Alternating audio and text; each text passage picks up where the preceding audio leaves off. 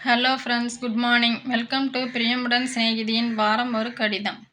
வாங்க இந்த வாரம் சித்திரை திருவிழா கொண்டாடி விட்டு பூரிப்புடன் வீற்றிருக்கும் நம்ம பச்சை புடவைக்காரி மதுரை மீனாட்சி அம்மனுக்கு ஒரு ஹாய் சொல்லிட்டு வரலாம்.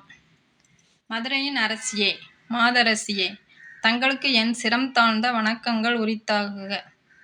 எண்ணற்ற அதிசயங்களையும் அற்புதங்களையும் உள்ளடக்கிய உங்களையும் உங்களின் அரண்மனையையும் நான் 1-2 முறைதான் தரிசனம் செய்திருப்பேன். பொதுவா பிள்ளையார், முருகர், கிருஷ்ணர்னு மாறி மாறி கும்பிட்டுக்கிட்டு இருக்கும் எனக்கு அம்மன்களின் மேல் அவ்வளவா ஈர்ப்பு இருந்ததில்லை.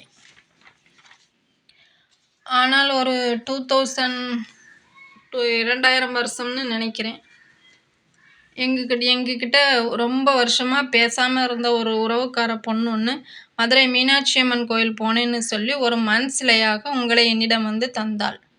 அன்று முதல் என் பூஜை அறையில் குடியேற்றினேன். இல்லை, நீங்கள் தான் வந்து குடி வந்து விட்டீர்கள். அதன் பிறகும் உங்களிடம் பாசம் பக்தியெல்லாம் அவ்வளவா இருந்ததில்லை. ஆனால் அந்த பொண்ணு கொண்டு வந்து கொடுத்ததுனால அதோட ஞாபகமாக பத்திரமா பார்த்துக்கிட்டேன். வருஷ கணக்காக பத்திரமா வச்சுருந்தேன் உங்களை. அப்புறம் ஒரு கொஞ்சம் வருஷத்துக்கு அப்புறம் பச்சை புடவைக்காரி அப்படின்னு ஒரு தொடர் கட்டுரை படிக்க நேர்ந்தது எதேச்சையா. அப்போ தான் உங்களின் மகிமையை அந்த ரைட்டர் வந்து ரொம்ப தத்ரூபமாக எழுதியிருந்தார். என்னையும் அறியாமல் அதில் மனம் லயித்து விட்டது. என்னை தேடி ஏன் வந்தீர்கள் என்று எனக்கு புரியவில்லை. என்னுடைய கொலுவில் வருடம் வந்து குடி வந்து விட்டீர்கள்.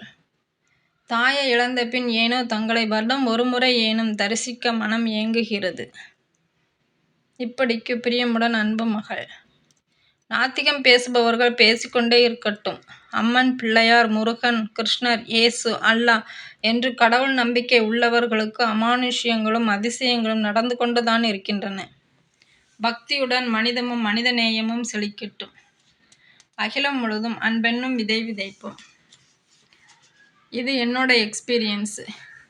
மதுரை மீனாட்சி அம்மன் பற்றி உங்களுக்கு ஏதாவது எக்ஸ்பீரியன்ஸ் இருந்தால் சொல்லுங்கள். Okay, thank you.